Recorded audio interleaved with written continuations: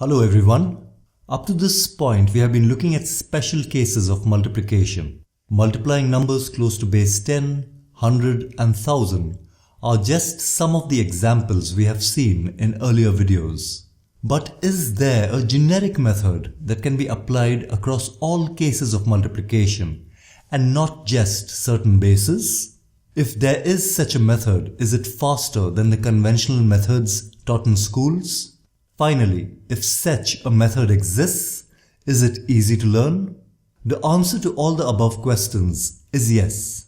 The method I am going to show you in this video is called the Urdhva Tiryak Sutra. These words come from the Sanskrit language. Loosely translated, it means vertically and crosswise. This sutra or formula comes from an Indian system of mathematics called Vedic maths. We have put up some literature on Vedic maths in the attachment section, so please check it out. It makes for very interesting and informative reading. Alright, let's get back to our method. We said that the loose translation of our method was vertically and crosswise. So what does that have to do with multiplying numbers? Let's find out. Consider these 4 dots. They can be connected vertically in 2 ways like this. And they can be connected crosswise in 2 ways like this. These dots could also be connected horizontally, but that is not the subject of this discussion. Please make a note of this point. Now let's use this concept to multiply 2-digit numbers. What is 12 times 13? We first write down the numbers like this. Starting from the left, we first connect the numbers vertically and find their product. 1 into 1 is 1. Now we move crosswise and multiply the numbers. 1 into 3 is 3 and 1 into 2 is 2. We then add these results. 3 plus 2 is 5. Finally, moving to the extreme right, we connect the numbers vertically and find their product. 3 times 2 is 6 and joining these results we get 156. Which is the correct answer. Let's try another example. What is 21 times 51? We write down both numbers. Starting from the left, we first connect the numbers vertically and find their product. So 2 into 5 is 10. Now we move crosswise and multiply the numbers. 2 into 1 is 2 and 5 into 1 is 5. We add both results.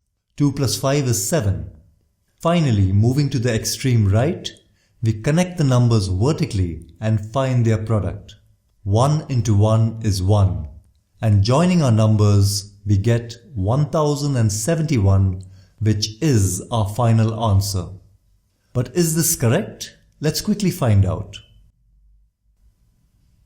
Great.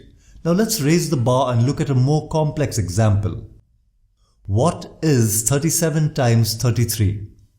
Starting from the left, we first find the product of 3 times 3, which is 9. We then cross multiply. 3 times 3 is 9 and 3 times 7 is 21. Adding both results, we get 21 plus 9, which is 30. So, should we put down the 30? No, we don't. We put down the 0 and carry the 3 like this. Finally, we multiply the rightmost digits. 7 times 3 is 21. Do we write down the 21? No. Just like the previous case, we write down the 1 and carry over the 2. Lastly, totaling our numbers, we get 1221, which is our final answer. Let's quickly verify whether the answer is correct. Yes, it is the correct answer. As this example demonstrated, things can get a bit complicated with carryovers, but with a bit of practice, you will find this smooth sailing. Let's attempt one last 2-digit multiplication problem. What is 47 times 49? We first multiply the leftmost digits. 4 times 4 is 16. We then cross multiply. 4 times 7 is 28 and 4 times 9 is 36. Adding both results, we get 36 plus 28, which is 64. We write down the 4 and carry over the 6. Finally, we multiply the rightmost digits. 7 times 9 is 63. And yes, we write down the 3 and carry over the 6. Adding together our digits we get 2303. But is this correct? Let's quickly find out. This is indeed the correct answer. At this point, some of you may be wondering how this technique compares with the conventional method of multiplication. I would suggest that once you have understood this technique, identify a few problems and try solving them with both methods, and compare the timing and accuracy of both. Please make sure that you try out some problems with numbers carried over and some with no carryovers. And do let me know your thoughts by posting comments against this video, please. Alright, let's push ahead.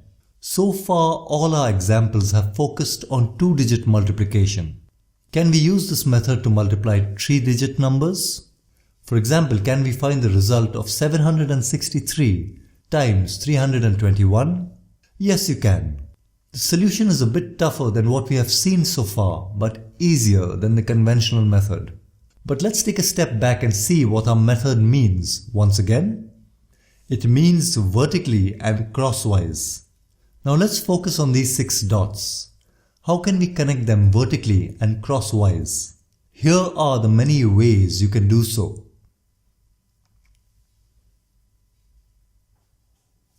Please pause the video and try joining the 6 dots vertically and crosswise yourself so that this concept is clear.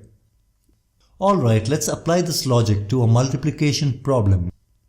What is 231 times 221? We first write down the numbers one below the other like this. Starting from the left, we first multiply these two numbers. 2 times 2 is 4. We then move rightwards and cross multiply the next 4 numbers. 2 times 2 is 4 and 2 times 3 is 6. Adding both results, we get 10. Let's write that down. Our next operation involves 3 steps. We first multiply the leftmost top number with the rightmost bottom number. 2 times 1 is 2. We then multiply the leftmost bottom number with the rightmost top number. 2 times 1 is 2 again. And for the third step, we multiply these two numbers in the middle.